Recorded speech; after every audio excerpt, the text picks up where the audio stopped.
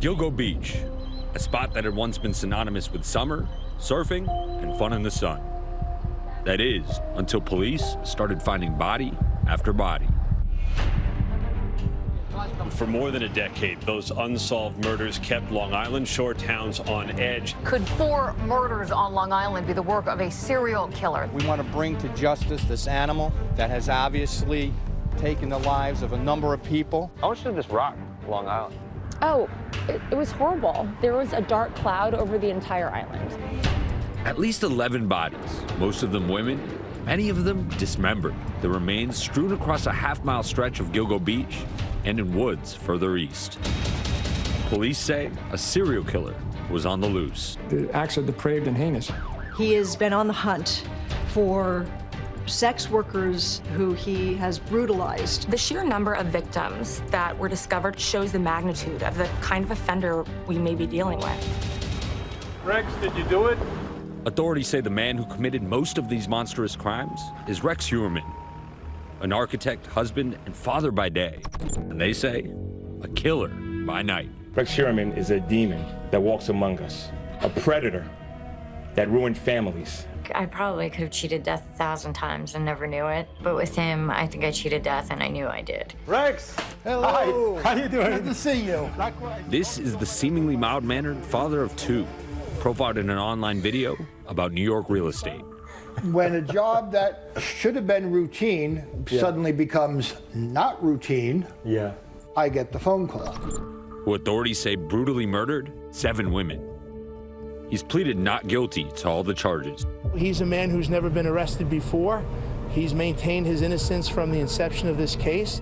13 years after the first bodies were uncovered at Gilgo Beach, authorities finally zeroed in on Rex Heuermann. Plainclothes officers surrounding him on a busy street in Manhattan. When they did make an arrest, I was stunned because there had been no media attention on the case at all for 11 months, not even a news article. So I was worried that behind the scenes, they had lost steam. With the arrest, nonstop news coverage began, an orchestrated perp walk to finally show his face. I've seen Rex Heuermann in court, and he is a kind of a hulking figure. He's tall, wide. He even makes some of the court officers look small. For days, authorities turned his home upside down, even digging up the backyard. Curious onlookers were there for every discovery. Police ended up seizing hundreds of electronic devices from his house. They discovered a single Word document that ended up becoming one of the most disturbing parts of the case. This document, according to prosecutors, reads like a plan for how to go about killing victims, where to bury them, what to keep in mind for the next time if something wasn't quite right, the kind of hardware that would be necessary for killing and dismemberment. He's talking about preferences, ways to improve. He's saying things like, hit harder next time. Just really devastating plans for the next person he intends to target. So as far as the planning document, he had pointed out that the ropes broke, and so he needed a thicker rope to bind these women to. So it tells us that he's getting off on the planning, but also that he's learning from past mistakes, and he wants to make sure that he's correcting his errors so that he maybe one day will get to the perfect crime. There's also a section that investigators say appears to be a reference to potential targets. So TRG seems to indicate in this document a victim he's looking at. He even explicitly said, small is good. He went after smaller women. He went after smaller women for the purpose of making cleaning up easier. We know that he was targeting smaller bodies. We know that they're sex workers, women who were feminine and small and probably couldn't put up as much of a fight. According to investigators, this planning document was created the exact same year Valerie Mack, whose death Heuermann was charged with just last month, was murdered. Authorities say she fit the profile of what he was hunting for. Small, only 5 feet tall, and a sex worker, just 24 years old when she went missing. Valerie Mack struggled with drug use, and that led her to engage in survival sex work. Valerie's decapitated remains were discovered about 40 miles from Gilgo Beach a few months after her disappearance in 2000. Parts of her body were bound with rope. More than a decade later, the rest of her body would be found during the search at Gilgo Beach. How many times have you actually been out to Gilgo Beach? I've probably been here like 15 or 20 times. I come out here kind of as often as I can. It just helps you get some greater perspective on what we're dealing with here. Alexis Linkletter is from Long Island and has lived and breathed this case for much of her life. And there's no doubt that the entire nation is completely enthralled and mystified by this case. She hosts her own podcast on the murders, Unraveled, for Investigation Discovery. This whole path here didn't used to be here. So trucks used to be able to essentially pull right up to this, which is probably what our suspect did in this case. If you're looking at all this brush and marsh right here, like if you're looking at double body.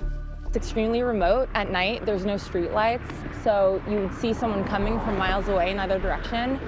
And before this bike path was here, you really could just back your vehicle up to it and do whatever you needed to do and have no one see you. I remember everything about that night because he scared the crap out of me. And nobody's ever made me scared or uncomfortable like that. Like when he got arrested, I was like, I knew it. Nikki Brass considers herself lucky. She says her date in 2015 with him left her terrified. I was on Seeking Arrangements, like Escort Alligator, and I posted looking for a sugar daddy. I'm not sure which one he contacted me on because it's been over 10 years, but he messaged me. She says they messaged back and forth for a few days, and that some of the messages were concerning. So first of all, he wanted me to meet him directly at his house. He didn't want to meet public, which I don't do. I'm not coming directly to a stranger's house. So to not want to meet in public was kind of like a big red flag for me. Even in the messages you had? Yeah, but I ignored it. Like, He was someone that was like, I have a lot of money, I could take care of you.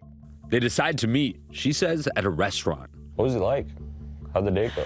So when we sat down, it was basic small talk, like normal stuff you would talk about when you first sit down on a date. So this is what you do for a living, what do you want to do, what are your dreams, like basic stuff.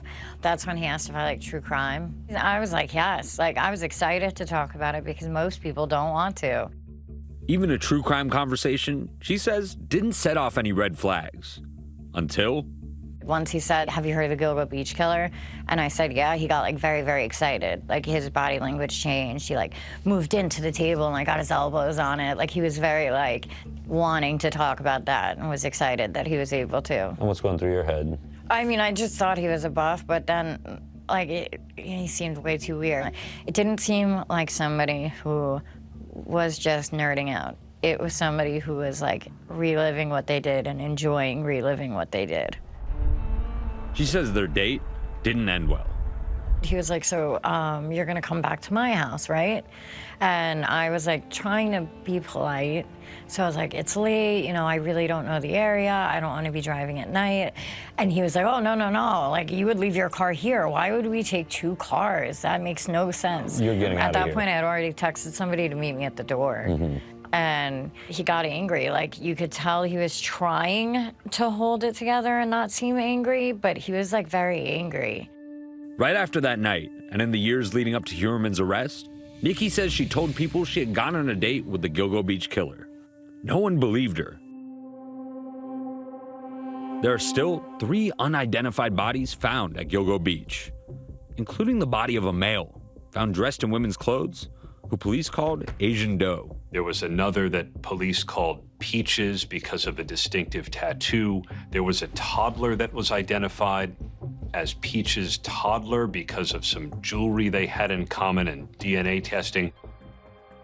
Another Gilgo Beach victim, who's since been identified, is Karen Vergata, a 34-year-old escort who went missing in 1996.